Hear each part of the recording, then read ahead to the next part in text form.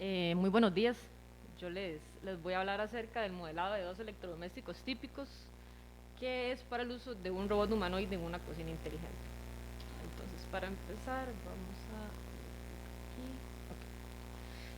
a modo de introducción, quiero ponerlos un poco en contexto antes de explicar más a profundidad el proyecto. Y creo que la pandemia es algo que nos ha hecho caer aún más en una realidad que tenemos los seres humanos, y es que pasamos antes de pandemia tiempo en la casa y ahora en pandemia mucho más tiempo en la casa, ¿verdad? Algunos tenemos la ventaja de que contamos con teletrabajo, entonces es más fácil porque nos ahorramos mucho tiempo en desplazarnos, pero no sé si a ustedes les ha pasado, a mí sí, que ahora siento que duro mucho más haciendo cosas de rutina diaria, ¿verdad? Que lavando la ropa, que limpiando la casa, que cocinando, que por cierto no me gusta mucho cocinar.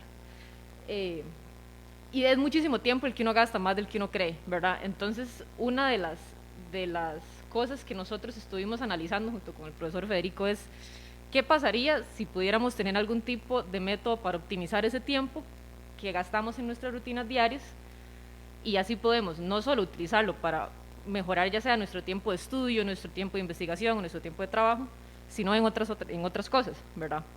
¿Y cómo podemos hacer esto aplicado a lo que es la tecnología de la robótica con un robot inteligente? Ahora se preguntarán, ¿cómo con un robot inteligente? Pues situémonos en un edificio inteligente, un edificio que tiene sensores en varias partes y específicamente, que es el tema de este artículo, una cocina inteligente. Imaginémonos que nosotros tenemos una rutina establecida de que nos levantamos a las 6 de la mañana, nos alistamos y nos tomamos un café a las 7 de la mañana. Y tenemos un robot en nuestra casa que puede observarnos y aprender las rutinas que nosotros hacemos diariamente. Entonces, sería súper útil que ese robot pueda, ya que conoce nuestra rutina, predeterminar que nosotros tenemos un comportamiento constante y así ayudarnos en nuestras cosas. Por ejemplo, unos 10 o 15 minutos antes de las 7 de la mañana, que es a la hora que nosotros por lo general tomamos el café, él puede empezar a preparar el café, que ya con parámetros que nosotros establecimos, como cuánta cantidad de agua, cuántas cucharadas de café vamos a utilizar, él puede empezar a hacerlo. Ahora, esto no es tan fácil como para nosotros, porque a nosotros en algún momento nos enseñaron, por ejemplo, a preparar el café o a hacer un huevo en nuestra casa, nuestros papás o alguien que nos cuidaba, o algunos lo aprendimos solos también. Pero el robot no funciona como nosotros, al robot hay que meterle parámetros. El robot necesita entender a profundidad cómo funcionan las cosas para poder usar de forma competente el entorno en que se desenvuelve. Y en la cocina, una de las partes más importantes son los electrodomésticos. Para que el robot pueda entender cómo funciona un electrodoméstico, nosotros tenemos que decirle el funcionamiento de un electrodoméstico. Y para eso necesitamos modelos reales. En este proyecto nosotros nos enfocamos en tratar de entender cómo funciona en el tiempo esos electrodomésticos. Y para ello escogimos dos electrodomésticos: el hervidor eléctrico o pichel, como lo conocen algunos, y la cafetera eléctrica o coffee maker. Ahora, ¿qué hicimos? Tomamos estos dos electrodomésticos y tratamos de establecer diferentes casos o escenarios hipotéticos con los que el robot se podría enfrentar, que nosotros nos hemos enfrentado.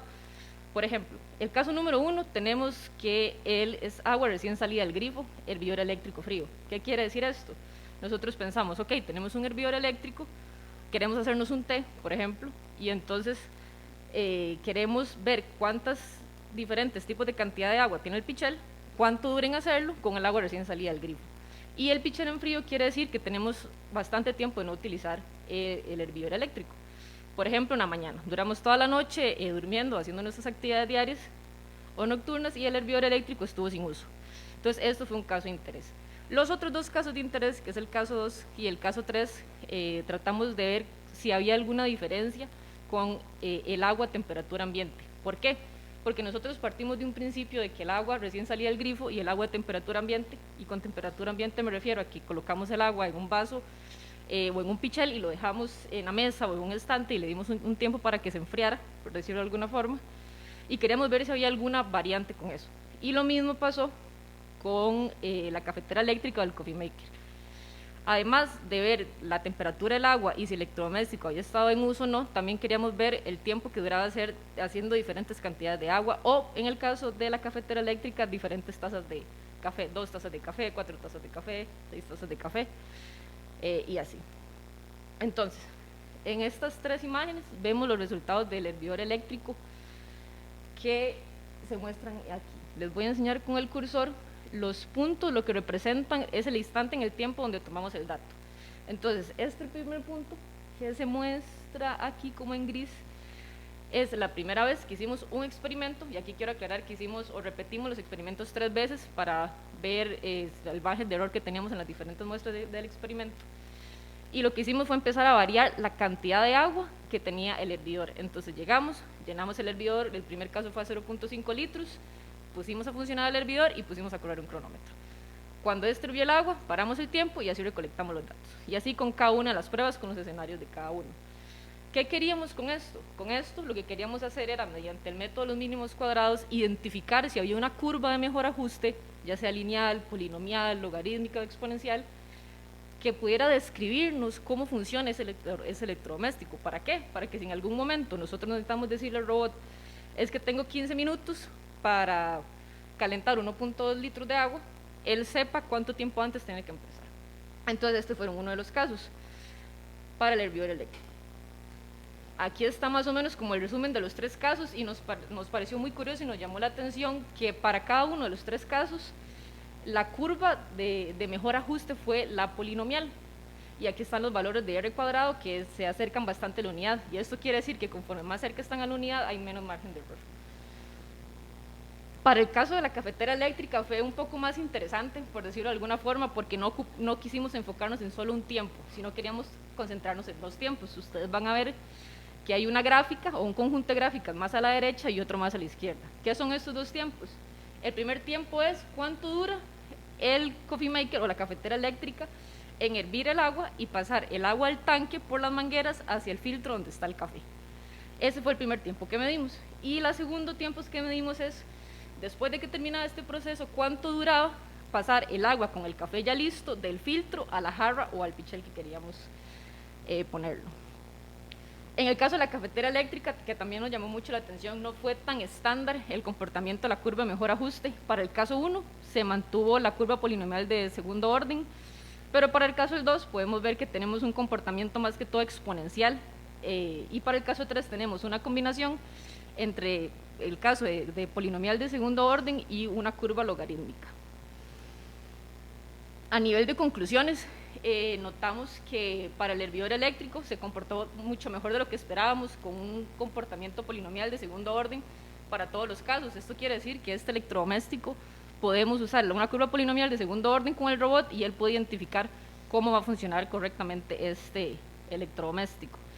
Para el caso de la cafetera eléctrica, los modelos cambian para cada uno de los casos.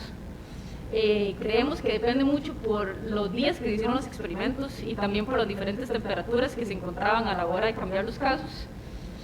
Y para la tercera conclusión, que fue algo que nos llamó también la atención, que fue como que confirmamos una hipótesis, y fue que nosotros partimos del hecho de que si usábamos un experimento del agua recién salida del grifo y los electrodomésticos en frío, este iba a ser el caso que más iba a durar.